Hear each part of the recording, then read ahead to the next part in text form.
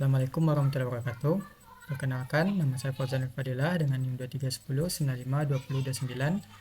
Pada kesempatan kali ini, saya akan mempresentasikan analisis probabilitas pada permainan blackjack.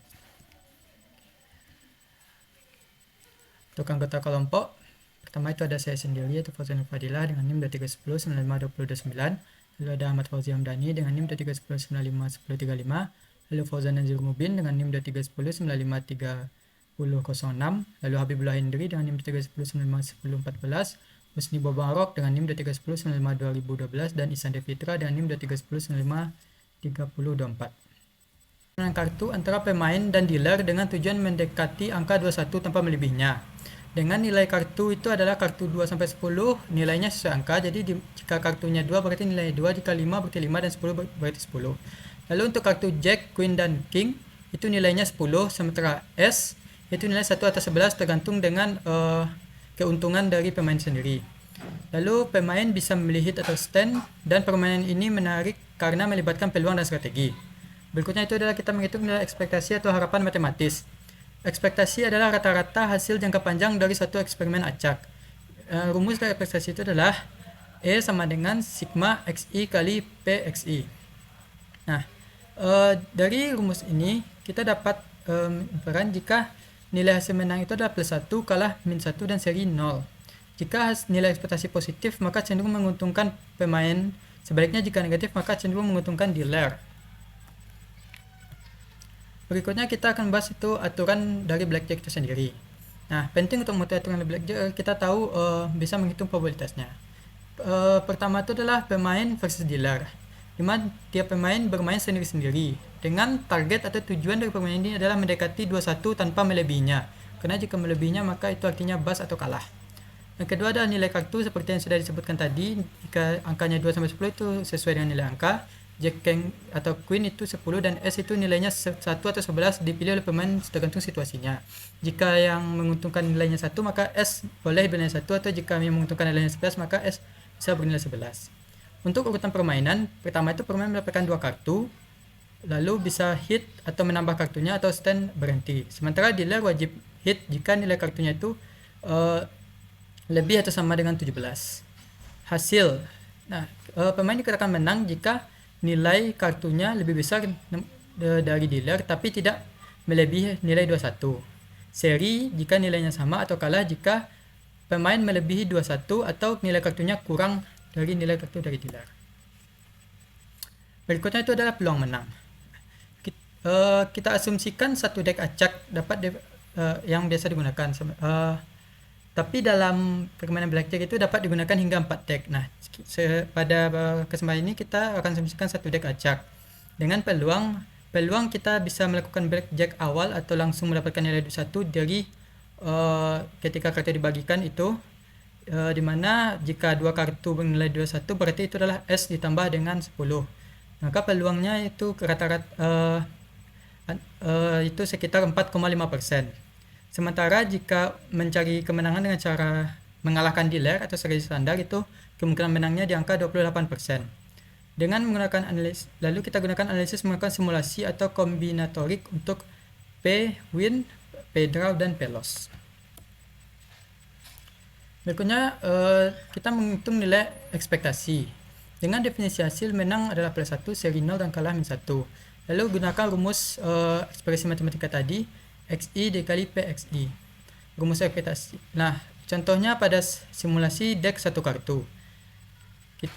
Kemungkinan menang, peluang menang dengan deck satu kartu itu adalah 0,42, kemungkinan kalah itu adalah 0,09, dan kemungkinan seri 0,09, dan kemungkinan kalah itu 0,49. Jika kita masukkan ke persamaan di atas, maka nilai ekspektasinya itu adalah di angka min 0,07. Artinya karena nilai ekspektasinya itu min, maka kemungkinan kalah pemain itu sangat besar, atau rata-rata kerugian pemain per pemain itu adalah 0,07. Dari ini terlihat bahwa permainan blackjack itu lebih menguntungkan dealer ketimbang pemain. Untuk membuat permainan blackjack itu lebih fair, maka kita akan melakukan beberapa modifikasi dalam peraturan permainan. Yang pertama, peraturannya adalah dealer tidak bermain tapi hanya menjadi wasit. Lalu yang kedua, kita menghilangkan kartu Jack, King, dan Queen, sehingga ada kartu yang tadinya berjumlah 52 sekarang menjadi 40 kartu dengan rentang As sampai 10. Lalu nilai As yang tadinya bisa 1 atau 11 kita tetapkan hanya 1. Nah, dari modifikasi ini kita bisa lihat pada tabel aspek-aspek yang dirubah sebelum dan setelah modifikasi.